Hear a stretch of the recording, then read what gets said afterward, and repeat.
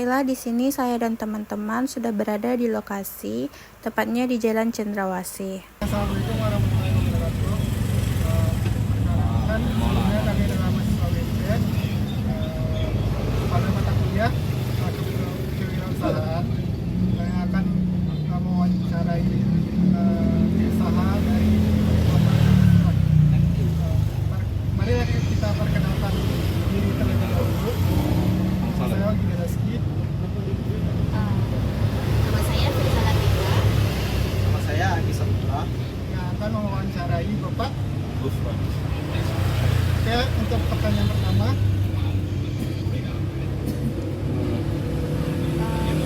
Untuk pertanyaan pertama, Pak sebelumnya cerita awal Bapak dalam usaha ini Kalau basicnya sih pernah jualan. Pas pertama kesini tuh ikut abang jualan siomay. Terus seiring berjalannya waktu, kok enak orang jualan gitu kan. Jadinya termotivasi lah. Gimana kalau nanti coba usaha sendiri. Akhirnya terkumpul modal, akhirnya bisa jualan. oke, untuk pertanyaan selanjutnya, kira-kira berapa sih omset seharinya Bapak? Kalau normal, karena ini kan lingkungan kampus. Kalau lingkungan kampus kan otomatis peran dari mahasiswa itu sangat berpengaruh. Kalau hari-hari normal itu paling 600, 700. Kalau anak kuliah libur, ya paling 400. Bagaimana cerita jatuh bangun usahanya? Kalau jatuhnya itu yang kerasa banget pas momen apa kemarin? Corona. Itu pas paling jatuh usahanya. Soalnya kan anak kuliah juga libur. Akhirnya jalan satu-satunya saya coba bawa keliling kan. Tapi tetap aja ya karena status waktu itu lockdown, jadi orang takut keluar, jadi akhirnya ya sangat pengaruh. Itu dari titik paling jatuhnya itu sih. Kalau misalnya mahasiswanya libur gitu Om, apakah itu menyebabkan jatuh usaha atau gimana? Nggak jatuh sih, paling cuma berkurang, paling sekitar 40-50% kalau anak kuliah libur. Jadi sangat pengaruh ya Om? Sangat pengaruh. Apalagi di sini kan emang penghuninya rata-rata anak mahasiswa. Kalau pribuminya mungkin sekitar 30%-an kalau lingkungan sini. Oke, selanjutnya ya kendala apa aja sih yang terjadi saat berjualan? Kendala dari segi apa tuh? Misalnya kendala kayak persaingan. Kalau persaingan wajar lah, namanya orang jualan kan.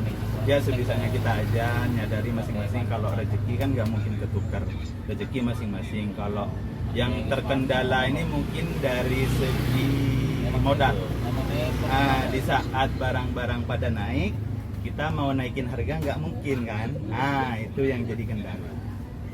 Barang modalnya naik, jual belinya agak turun, sedangkan kita mau naikin harga jual nggak bisa. Itu mungkin kendala. Itu bagaimana tipsnya Om? Ya untuk biar stabil gitu Om? Kan ada kendala kata Om tadi. Yang kendala itu ketika barang naik. Ya.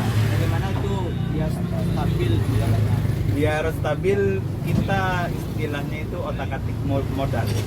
Jadi mungkin kalau misalkan kebutuhannya 150, nanti kita cari-cari tuh. Mungkin ini belum nanti. Mungkin yang ini belum ditambahin dulu karena masih ada. Jadi diatur dari segi itunya aja. Karena emang penjualannya sedikit, modalnya butuh agak banyak, jadi harus diatur dari segi modalnya itu. Oke, ada nggak tips triks dalam berjualan? Kalau tipsnya apa ya? Sabar itu aja sih. Sabar, terus ya semangat aja, terus berusaha. Ya namanya orang jualan kan, rezeki nggak ada yang tahu. Yang penting kita semangat aja. Seperti burung keluar cari rezeki, pulang nggak tahu kita dapatnya berapa.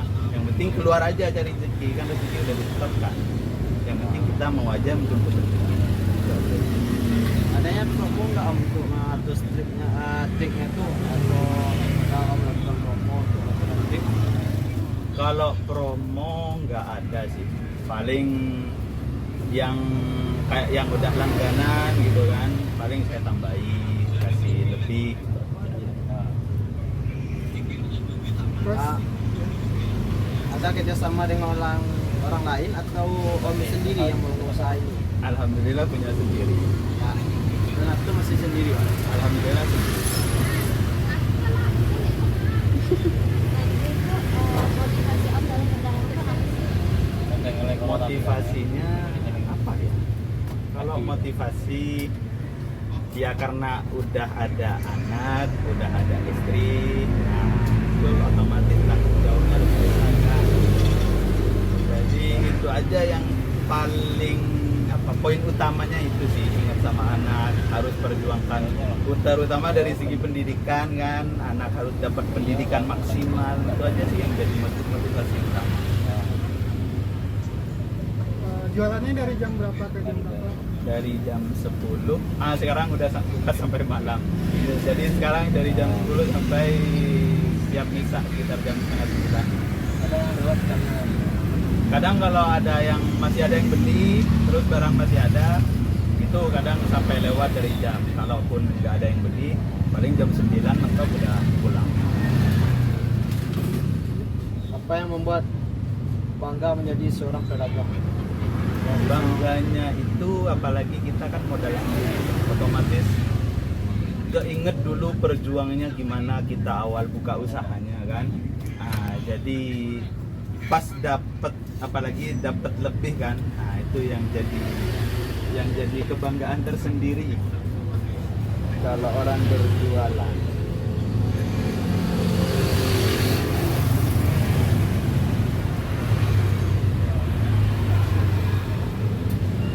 Ada cerita pahit nggak Om kalau berdagang? Pahit dari segi apa? Ketika misalnya hari hujan atau Dulu pernah kalau cerita pahit pas masih jualan siomay dulu kan. Itu pas lagi jualan sepi. Itu pas di mana tuh ya? Di Simpang Sri Gunting. Ada orang beli, uangnya 100.000 karena jualan sepi kan. Itu belinya berapa? 20.000 kalau nggak salah. Jual beli lagi sepi, dapat orang beli 20.000 kan seneng kan. Cuma saya yang teledor waktu itu, nggak ngecek uangnya itu, ternyata uangnya saya dapatnya uang palsu. Itu paling sedihnya itu, uang jualan lagi sepi, dapat pelanggan yang kayak gitu, dan harus saya ganti kan nanti ke pos, karena itu pas jualan siomay itu masih ikut orang. Kendalanya banyak seperti hari cuaca. Ya, cuaca sih berpengaruh juga. Tapi kalau cuaca itu karena emang kita di luar kendali kita kan, ya jadi kita sabar-sabarin aja kan.